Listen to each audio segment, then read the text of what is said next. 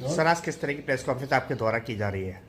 आज की इस प्रेस वार्ता का जो उद्देश्य है वो आने वाली लोक अदालत के बारे में लोगों को जागरूक करना है और ज़्यादा से ज़्यादा लोगों तक ये मैसेज पहुंचाना है कि वो अपने इस तरह के मामले जो लोक अदालत से निपटाए जा सकते हैं वो आके 9 तारीख को लोक अदालत का आयोजन माननीय जिला जज साहब की अध्यक्षता में किया जा रहा है।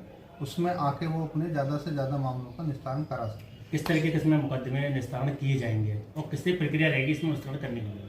देखो, लोक अदालत में जितने भी सिविल मैटर्स हैं उन सबका निस्तारण किया जा सकता है, जिसमें आपसी समझौते के आधार पर निस्तारण किया जाता है। मैट्रिमोनियल मैटर्स हैं, पति पत्नी के झगड़े हैं, उससे रिलेटेड मामलों के लिए लोक अदालत के माध्यम से एक विशेष प्रयास किया जाता है, जिसमें माननीय जो प्रधान न्यायाधीश हैं उनकी अध्यक्षता में प्री लिटिगेशंस में कुछ केसेस लगाए जाते हैं, जिसमें पार्टीज को लोक अदालत से पहले बुला के उनकी काउंसलिंग की जाती है और ज़्यादा से ज़्यादा मामले, क्योंकि जब हम एक कोई परिवार मामला निपटाते हैं तो कई सारे केसेस उसके माध्यम से निपट जाते हैं, तो वो इस तरह के मामले निपटाए जाते हैं।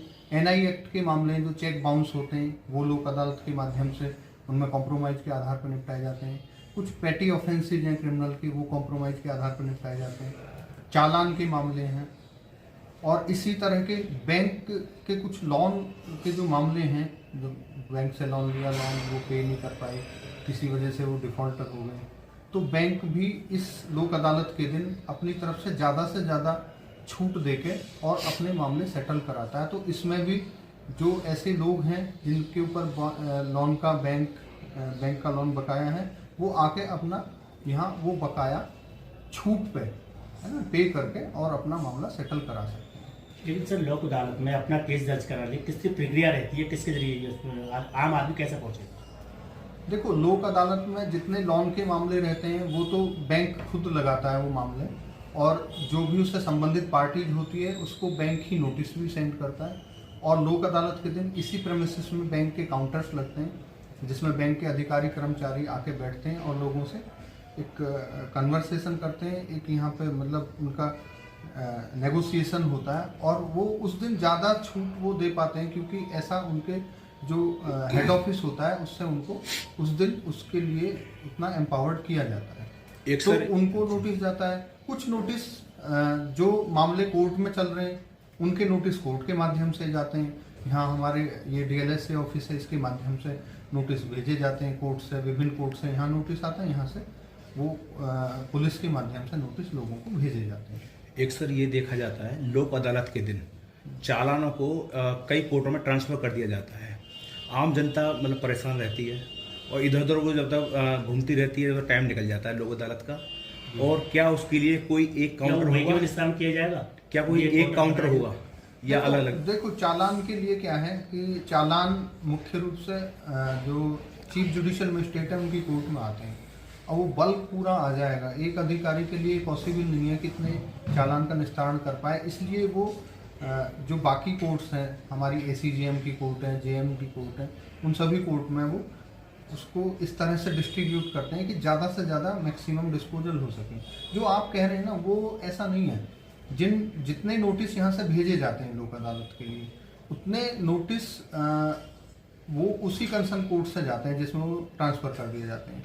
इसके अलावा आप जो कह रहे हैं कि उसको कैसे पता लगाएं, तो उसको ऑनलाइन भी पता लगाया जा सकता है, क्योंकि कोर्ट की भी एक अपनी वो होती है वेबसाइट, उस पर वो चढ़ता है तो ये पता चल जाएगा कि किस कोर्ट में पेंडिंग है, तो उसको निस्तारित कराया जा सकता है। 9 तारीख को लोक अदालत रहेगी, किस तरह की अपील करना चाहेंगे आप लोगों से? मैं लोगों से ये अपील करना चाहता हूँ कि इस लोक अदालत में बढ़ चढ़ कर हिस्सा लें और लोगों को थोड़ी सी अगर कोई भी गलत फहमी है तो उसको अपने मन से निकाल दें, क्योंकि लोक अदालत लोगों की अदालत है, ये जनता की अदालत है। इसमें जो बहुत सूक्ष्म प्रक्रिया है उसकी ज़रूरत नहीं होती, यहाँ किसी एडवोकेट की भी ज़्यादा ज़रूरत नहीं होती।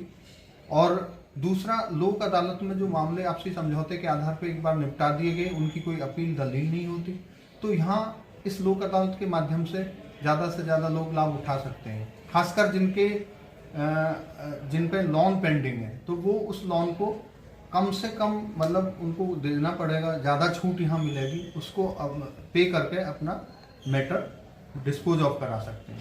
क्या सर, जिस तरीके से बैंक अगर लोन भी उसके जो बैंक के द्वारा अगर नोटिस नहीं है और वो आकर यहाँ पर सेटलमेंट कराना चाहे लोक अदालत में, तो वो करा सकते हैं, सेटलमेंट करा सकते हैं। बैंक वालों के पास अगर उनका रिकॉर्ड है तो वो जरूर उनको एंटरटेन करेंगे, और बैंक का भी ये प्रयास रहता है कि लोक अदालत के माध्यम से वो भी अपने ज़्यादा से ज़्यादा अकाउंट सेटल कराएं और ज़्यादा से ज़्यादा अपनी रिकवरी को कर लें। क्या सर इस लोक अदालत के अंदर क्रिमिनल एक्ट के जो मुकदमे हैं वो भी इसमें आएंगे? क्रिमिनल एक्ट के कुछ बस पैटी ऑफेंसेस जो बहुत छोटे मुकदमे जो केवल फाइन से वो होते हैं, तो उन पर फाइन करके, जैसे MV एक्ट का मुकदमा भी, जो चालान का मुकदमा, वो भी क्रिमिनल नेचर का ही होता है, उसको फाइन देके सेटल कराते हैं। ऐसे छोटे छोटे मामले कुछ रेलवे एक्ट में हैं और ऐसे कुछ अदर एक्ट में हैं, तो उनको सेटल कराया जा सकता है। सर इसका लाभ लेने के लिए कोई रजिस्ट्रेशन प्रक्रिया है, कैसे लाभ ले सकते हैं आमजन? नहीं, इसकी कोई रजिस्ट्रेशन प्रक्रिया नहीं है। अगर किसी का मुकदमा कोर्ट में चल रहा है और वो लोक अदालत के माध्यम से निपटाना चाह रहा है, तो लोक अदालत से पहले उसको लोक अदालत के लिए लगवा सकता है, या फिर जिन लोगों के इस तरह के केसेज हैं, कोर्ट से ही लोक अदालत का नोटिस गया उनके पास कि इसे लोक अदालत के माध्यम से निपटवा लें, तो वो उस नोटिस के आधार पर यहाँ आके उसको निपटवा सकते हैं। लोगों के रजिस्ट्रेशन की कोई प्रक्रिया नहीं है, वो कोई भी आमजन आके जिसके खिलाफ कोई मामला पेंडिंग है वो उसको निपटवा सकता है। कभी कभी सर ऐसा होता है, लोक अदालत 9 तारीख की है, नोटिस बाद में 2 दिन बाद 3 दिन बाद पहुंचते हैं, तो क्या उसमें कोई कार्रवाई वगैरह होती है कोर्ट की तरफ से, लोक अदालत की तरफ से? हाँ, या नहीं, नहीं? ऐसा है, इस तरह कोई कार्रवाई नहीं होती कि भाई आप नोटिस ही अगर लेट सर्व हुआ है तो वो तो समझ में आता है कि वो कैसे आ पाएगा। और वैसे कोशिश ये की जाती है कि लोक अदालत के जो नोटिस हैं, लोक अदालत लगने के 3-4 दिन पहले यहाँ से सारे नोटिस चले जाते हैं, और इसमें पुलिस को भी विशेष हिदायत है कि लोक अदालत के जो नोटिस हैं उनको जो सर किस तरीके से 9 तारीख लोक अदालत वाली चीज़ को किससे कार्रवाई होंगे, क्या निर्देश रहेंगे, अब किस तरीके से शुल्क वसूला जाएगा? मैं दिनेश नागर, DLSA सेक्रेटरी अलीगढ़, माननीय जनपद न्यायाधीश के दिशा निर्देश में अलीगढ़ की जनता से ये अपील करता हूँ कि आने वाली लोक अदालत को सफल बनाने के लिए ज़्यादा से ज़्यादा बढ़ चढ़ के उसमें हिस्सा लें।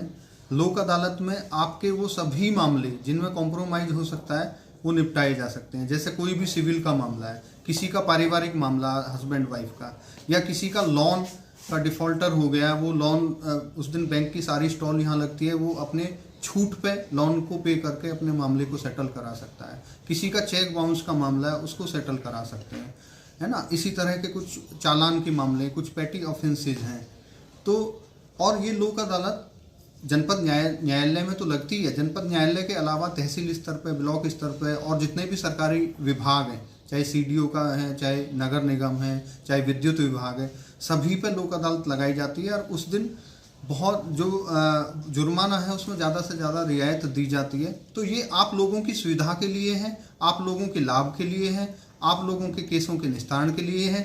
ये आपकी ही अदालत है, इसलिए आप इसमें बढ़ चढ़ के हिस्सा लें। मेरी आपसे यही गुजारिश है, यही सभी को मेरी अपील है। क्या तारीख को लगने है?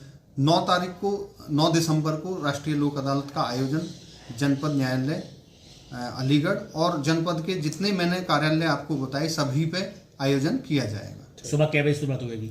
ये लोक अदालत की शुरुआत सुबह 10 बजे होगी और उसके बाद में शाम के 4-5 बजे तक लोक अदालत के लिए मामले टेकअप किए जाएंगे। और तब तक टेकअप किए जाएंगे अगर किसी डिपार्टमेंट में जब तक लोग हैं, तब जब तक फाइलें हैं तब तक उनका निस्तारण किया जाएगा।